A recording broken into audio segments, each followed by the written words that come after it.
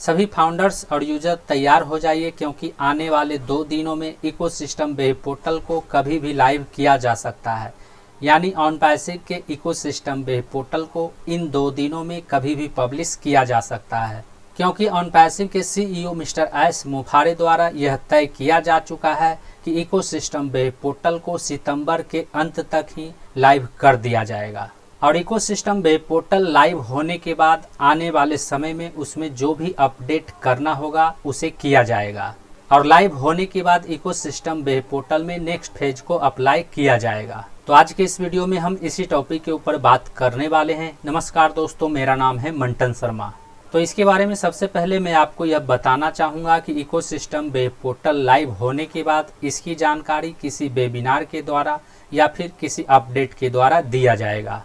और इसके बारे में सीईओ मिस्टर एस मुफारे के द्वारा 360 वेबिनार में पहले ही जानकारी दे दिया गया है। उस वेबिनार में सीईओ मिस्टर एस मुफारे ने कहा है कि इकोसिस्टम में नेक्स्ट फेज को अप्लाई करने के बाद लाइव किया जाए या फिर नेक्स्ट फेज को अप्लाई किए बिना ही लाइव किया जाए। और इस बात पर विचार करने के बाद सीईओ द्वारा यह तय किया गया है कि सितंबर के अंत तक ही इकोसिस्टम वेब पोर्टल को लाइव किया जाएगा।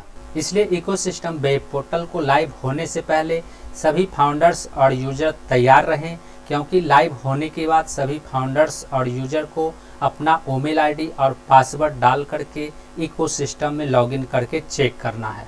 क्योंकि इसके बारे में यह बताया गया है कि कुछ ऐसे फाउंडर्स और यूजर अकाउंट हो सकता है जिन्हें लॉगिन करने में समस्या हो सकती है, क्योंकि पहले का जो इकोसिस्टम था वह डिलीट होने के बाद इस बार जो नया इकोसिस्टम लाइव होगा वह उससे बिल्कुल अलग होगा, उससे बिल्कुल डिफरेंट होगा।